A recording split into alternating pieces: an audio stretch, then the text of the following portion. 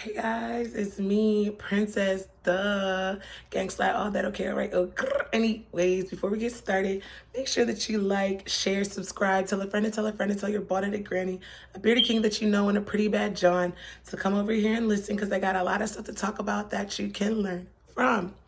Okay, so y'all, I don't even know where to begin, but what I can say is this. It has been a journey. It has been an amazing journey. The last couple months have been like so surreal and literally almost movie-esque. It's not literally almost like, baby, my life is a movie, bro. I'm trying not to get emotional. Oh my God, why am I getting emotional? I need a second. Because I haven't been on YouTube in so long, and y'all know I love YouTube. I'm a crybaby, so whatever. We're not going to cry, though. I got work. I'm on my way to work in a minute. So anyways, let me, like, tighten up. I don't know why. Because I'm just so grateful. Even, like, with the good, with the bad, like, the bad made the good so much, like, better. Does that make sense?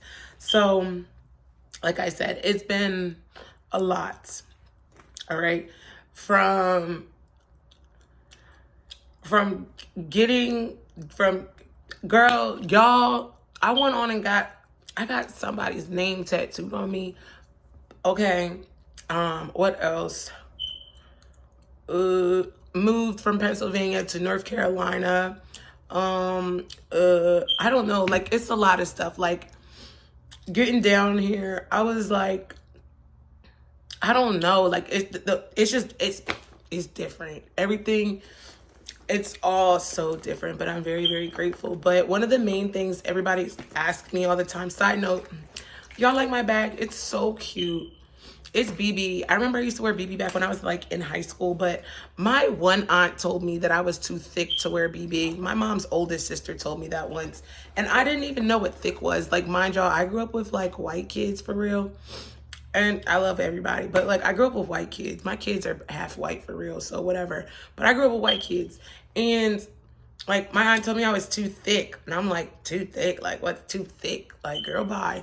I love her to death, but anyway.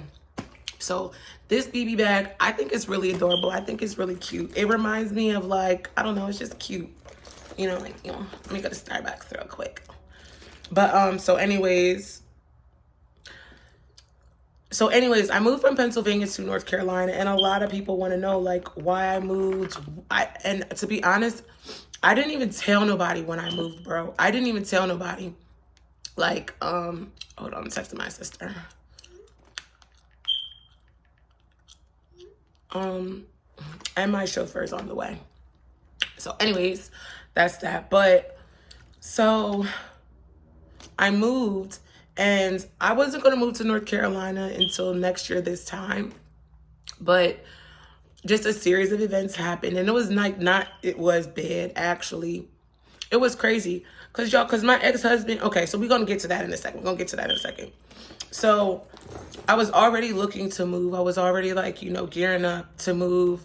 You know, the only reason I stayed in Pennsylvania so long was one, I got bamboozled and tricked into moving into Pennsylvania, especially that part of PA. I was told when I was in the car, all of them almost 10 years ago, that we were going to be moving by Philly. Mind you, I'm from Delaware. So it would have been okay to like live in a place that was like by KOP or like Pottstown or something. I'm like, okay, nice suburban area. Like, I like it. Like, I could do by King of Prussia Mall, right? Yo, I wake up and I feel like I'm in Narnia. I feel like like Amish meets Narnia. I don't know, no shade, but like I get a little freaked out. Okay. So boom. So whatever, I really had like no choice. Like I stayed up there. So I ended up, he kept getting me pregnant. I just kept being pregnant. And I was married. So it is what it is. So whatever. So I stayed. Then I had, you know, my sons and then my daughter, and like I wanted them to be able to build, like we built a foundation together because I ended up being a single mom, whatever. I'm getting besides myself, and I'm not trying to be too long-winded about this story. So anyway, boom.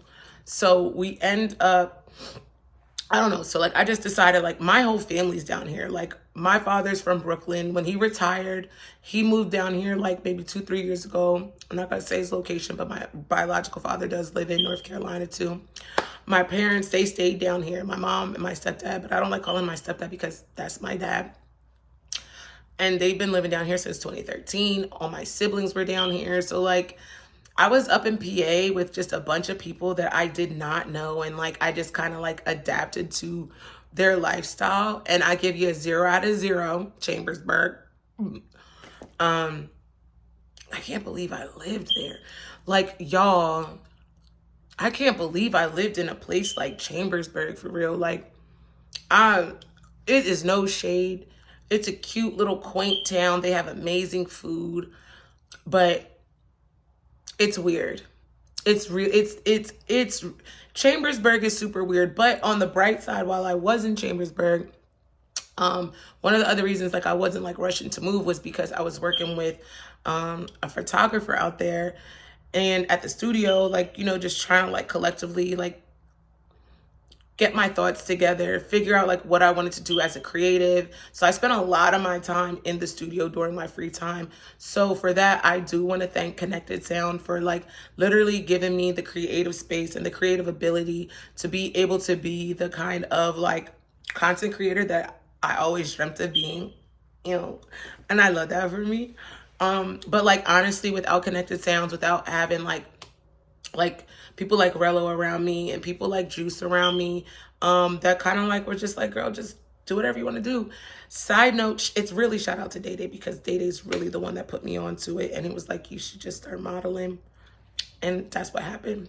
So y'all better thank Day Day for real, because everybody's been telling me like, Princess, you need to do content, you need to model, you need to do XYZ, all this other stuff.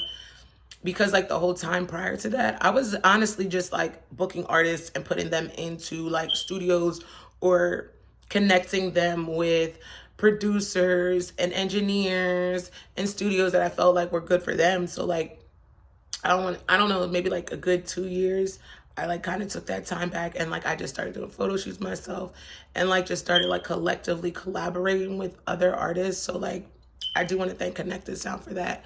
So that was one of the reasons why I really did not like also leave. And my kids, both of my sons are autistic. So I had to set up their IEPs and I had to make sure that all of their stuff was copacetic. So it's not that I love Chambersburg. I just don't like Chambersburg. Okay. So anyways, so that's like that. I mean, like, you get where I'm coming from. So anyways, it was great. But you know, like when you can feel that there's something more for you. You can feel that there's going to be more for you. You can feel that like it's time to move on. It's time to move and it's time to grow. So I was dating somebody. Y'all already know who I was dating. Y'all know who I was with. If you know, you know. So anyways, he kept telling me, he kept pushing me like, Princess, when you leave, don't ever come back. Don't ever look back. Like, just don't, right? So, I'm gonna give a little shout out to, we ain't gonna say his name. If you know, you know. But, yeah, I love you. Oh, I do. I love him because he taught me good stuff. He taught me great things, like things that I didn't really know about or whatever, right? So anyways, so he's a part of the reason why I did move though, because I had a crazy crash out ex-husband. And I'm not being ignorant or nothing, but it made the newspaper. So anyways, it's stories like all over the place, okay? It's just a lot, okay? It's a lot. But so pretty much, I just had this feeling that like my ex-husband was just not in his right state of mind.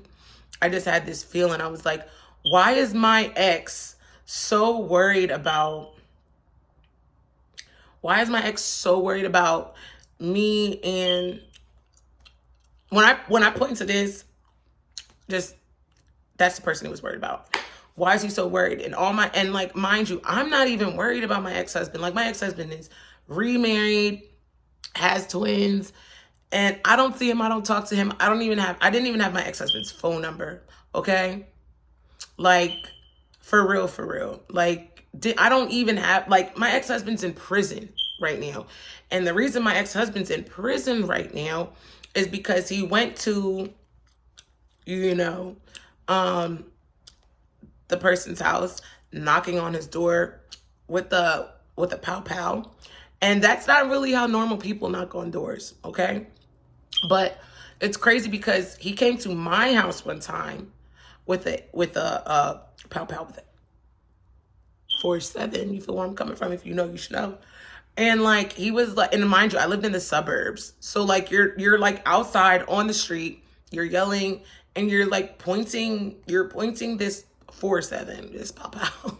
You're pointing it, and like little does you know, like, bro, you're causing me PTSD. Like, you're married, you have kids. Why are you over here? You're not even over here to hang out with your children. You're not even over here to drop nothing off. You're not over here for nothing that's like beneficial, like whatsoever. So anyways, this was back in last August. And then like a couple months later, I kept saying, I just had this feeling. I remember I was telling my person up there, I was like, bro, like he's shot out, like he's crazy. Like I just don't trust it. Now, he says it's over a book, but the reality is this, like if it was over that book, if it was over said book, right? Why you didn't take that book from that man before I met him? And I mean, I guess we can get into that because it's really a spicy story. Okay. So anyways, so damn, it's a lot, y'all. It's really been a lot. But like I said, it did make the news, but it's whatever. And it's just like, I'm thankful that I'm safe. I'm thankful that I did not get touched. I'm thankful because, not to be funny, but like to be around a man that like really was constantly putting their hands on you all the time, all the time, all the time.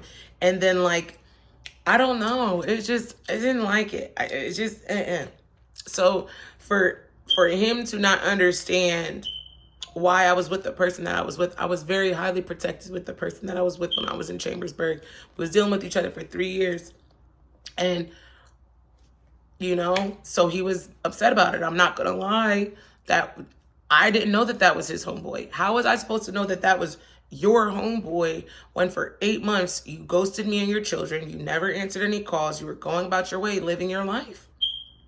How was I supposed to know that was your friend? How was I supposed to know?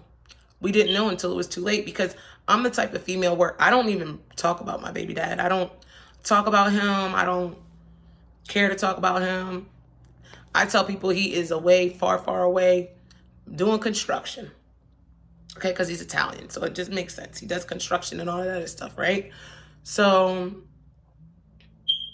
I just never understood like why you would want to make the mother of your children suffer, especially when we got married. And I get it, because you were bitter, you were angry. We're all bitter, we're all angry. But if you don't take care of your kids, why are you worried about me and somebody that I choose to date?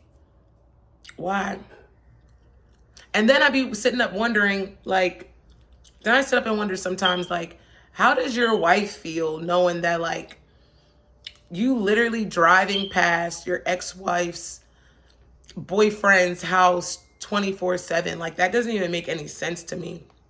So pretty much I came down here because, like I said, it was just a little too toxic. Like, I was getting freaked out seeing him drive past my house and drive past my person's house all the time. I just did not feel safe, because in my head, I'm like, okay, he's going to catch me coming to this man's house one of these days.